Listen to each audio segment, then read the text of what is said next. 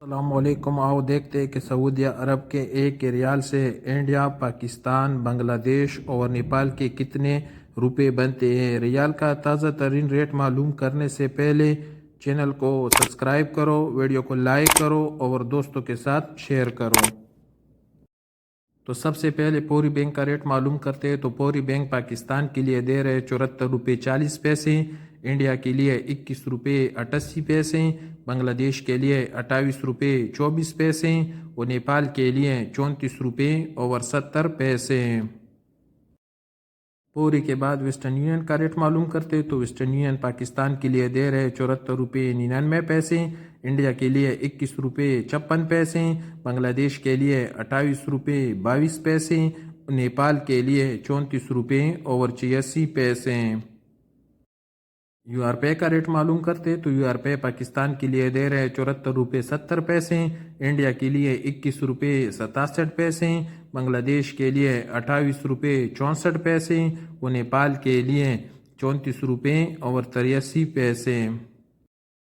ٹیلی منی کا ریٹ معلوم کرتے تو ٹیلی منی پاکستان کے لیے دے رہے 74 روپے 18 پیسے، انڈیا کے لیے 21 روپے 57 پیسے، بنگلہ دیش کے لیے 28 روپے 15 پیسے اور نیپال کے لیے 34 روپے اور 70 پیسے۔